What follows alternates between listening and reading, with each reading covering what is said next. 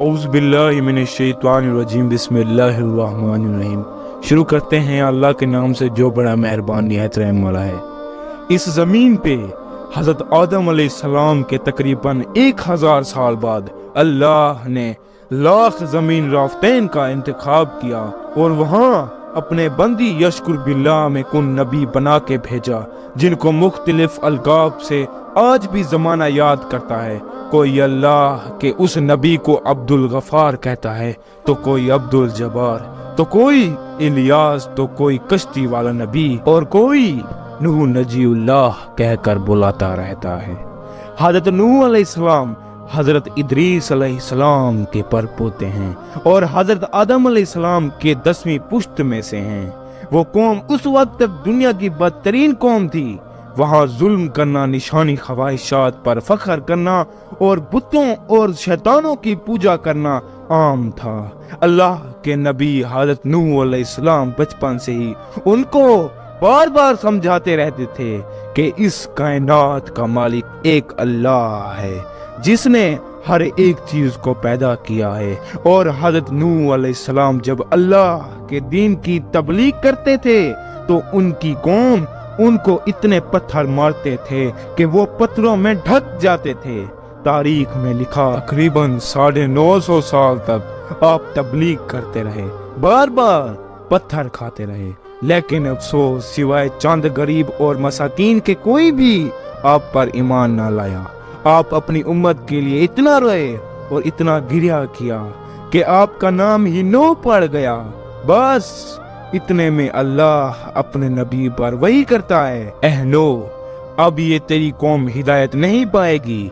नूह अलैहिस्सलाम रूह की अल्लाह की दरबार में फरियाद किया कि ऐ अल्लाह, ये इंसान जुल्म करने को मजाक समझते हैं, एक दूसरे के ख्याल करने को, मदद करने को बुज़दिली समझते हैं, तेरी इबादत से मुंह मोड़ते हैं। ऐ अल्लाह, इस मेरी कौम को नीस्तो नाबूद फरमा।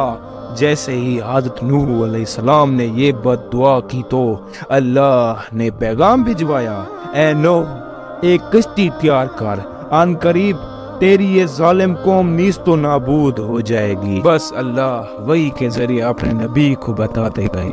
अल्लाह के नबी नूह अलैहिस्सलाम वो कश्ती बनाते गए। जैसे कि नूह अलैहिस्सलाम एक पहाड़ पे रहते थे तो वहाँ ना समुंदर था, ना दरिया, ना दरा। बिलाखिर अल्लाह के नबी नूह अलैहिस्सलाम ने दरख्त उगाए और उसकी लकड़ी से कश्ती को बनाना शुरू कर दिया। आप लकड़ी से बड़े बड़े तख्ते बना दिए, फिर लोहा लाते, उससे कील बनाते, तख्तों को जोड़कर उसमें कील ठोकते गए।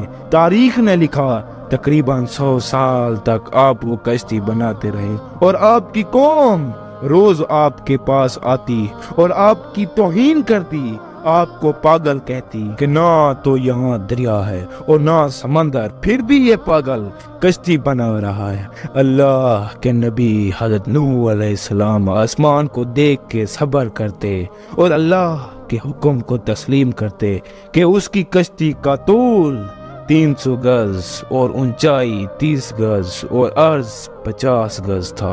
एक रिवायत के मुताबिक इसका तूल 1 किलोमीटर से ज्यादा था। ये कश्ती आम कश्तियों की तरह नहीं, बल्कि जिस तरह से इस कश्ती को नीचे से बंद किया गया था वैसे ही ऊपर से ही बंद किया गया था, ताकि बारिश का पानी भी इस कश्ती में ना दाखिल हो सके। इस कश्ती में अलग अलग 3 दर्जे बनाए गए थे। पिछला दर्जा जानवरों के लिए था और बीच वाला तबका इंसानों के लिए था और ऊपर वाला हिस्सा परिंदों के लिए।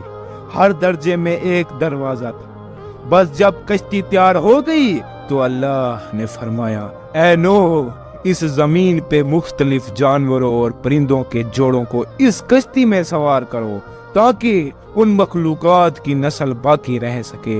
हज़रत नूह अलैहिस्सलाम ने मुख्तलिफ परिंदों और जानवरों और हर वो चीज जिसमें जिंदगी के आसार हैं कश्ती में सवार करना शुरू कर दिया। फिर आप इंसानों को हुज्जत तमाम करने के लिए कहने लगे, आओ, ये कश्ती निजात की कश्ती है, जो भी इस कश्ती में आएगा वो अल्लाह की अमान में होगा। वो पूरी कौम हंसती रही تاریخ نے لکھا آپ کے ساتھ تھوڑے سے ہی لوگ تھے جن کی تعداد خاص کتابوں میں 80 بتائی گئی ہے، جن میں آپ کے 3 فرزند حام، سام، یافز اور ان کی بیویاں بھی موجود تھیں۔ اللہ نے اپنے نبی نوح علیہ السلام سے کہا کہ ان قریب تندور سے پانی ابلے گا اور پوری قوم کو ڈبا دے گا۔ اس بات کو سن کے قوم نوح ہنستی تھی کہ اتنی دیر میں تندور سے پانی ابلنے لگا۔ لوگ اس پانی کو دیکھنے کے لیے دور دور سے آتے، لیکن کچھ ہی دیر میں ان کی ہنسی خاموش ہونے لگی، کیونکہ وہ پانی اتنا بڑھتا گیا کہ ان کے تمام گھر ڈوب گئے اور اوپر سے بارش بھی برس رہی تھی۔ وہ کافری یہ سمجھ رہے تھے کہ طوفان کچھ دیر کا ہے، تو یوں وہ اونچے اونچے پہاڑ کی طرف جانے لگے۔ ان کافروں میں اللہ کے نبی نوح علیہ السلام کے بیٹے کنعان بھی شامل تھے۔ جیسے ہی نوح علیہ السلام نے اپنے بیٹے کو دیکھا کہ وہ کافروں کے ساتھ پہاڑ پہ چڑھ رہے ہیں، آپ نے دور سے آواز دی، اے کنعان، اس نجات کی کشتی میں آ جا۔ تو کنعان اور اس کی ماں بولی، ہم تھوڑی ہی دیر میں پہاڑ کی چوٹی پر پہنچ جائیں گے اور پانی وہاں تک تھوڑی ہی آئے گا۔ بس پانی اتنا بڑھ گیا اور نہ کہیں بھی وہ پہاڑ نظر آ رہا تھا اور نہ کوئی درخت نظر آ رہا تھا، بس وہیں بچے جو اللہ کے نبی نوح علیہ السلام کی کشتی میں سوار تھے۔ اس وقت پانی زمین سے 10,000 گز بلند تھا۔ مسلسل پانی بڑھتا رہا اور 40 دن بعد پانی کا بڑھنا بند ہو گیا۔ بارش بھی رک گئی، لیکن چاروں طرف پانی ہی پانی تھا۔ تقریباً 5 ماہ تک کشتی پانی میں ہی طواف کرتی رہی، کسی جگہ پہ نہ ٹھہری۔ بالآخر دریائے دجلہ کی مشرقی سندوئی ایک پہاڑ جس کو گوہ حیرات کہتے ہیں، اس کی ایک چوٹی کا نام چوٹی ہے۔ اس چوٹی کی اونچائی تقریباً 13,000 فٹ ساحل سمندر ہے۔ کشتی نوح اس چوٹی کو لگ کے ٹھہر گئی۔ یہ تاریخ 10 محرم اور جمعہ کا دن تھا۔ بس اللہ کے نبی نوح علیہ السلام نے کبوتر کو بھیجا کہ دیکھ زمین پر پانی خشک ہو رہا ہے یا نہیں۔ کبوتر گیا اور زیتون کی ٹہنی اٹھا لایا۔ اللہ کے نبی نوح علیہ السلام نے اللہ کا شکر کیا اور یوں رفتہ رفتہ پانی کم ہوتا گیا۔ آپ اور آپ کی جماعت تقریباً 5 ماہ تک چوٹی پہاڑ پر ٹھہری۔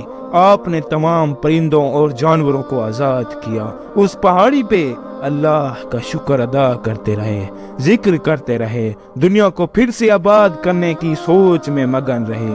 پھر تاریخ نے لکھا آپ کے ایک بیٹے سام سے عربی نسل چلی، دوسرے بیٹے حام جن سے سوڈانی نسل چلی اور یاف جن سے ترکی نسل چلی، اور یوں آپ اور آپ کی اولاد نے دنیا کو پھر سے آباد کرنے کا فیصلہ کر لیا۔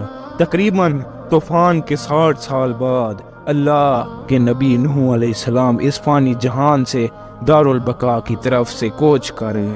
اللہ نے فرمایا یہ کشتی نوح کو ہم آنے والی نسلوں کے لیے عبرت کا نشان ٹھہرائیں گے۔ تحقیق کرنے والوں نے بتایا کہ کشتی نوح علیہ السلام کی باقیات مشرقی ترکی میں واقع کوہ حرارات پر ملی ہیں۔ وہ کشتی ویسے ہی ہے جیسے اللہ کے نبی نوح علیہ السلام نے بنائی تھی۔ سلام ہو انسان کی نسل کو پھر سے زندگی دینے والے اللہ کے نبی نوح نجی اللہ علیہ السلام پر۔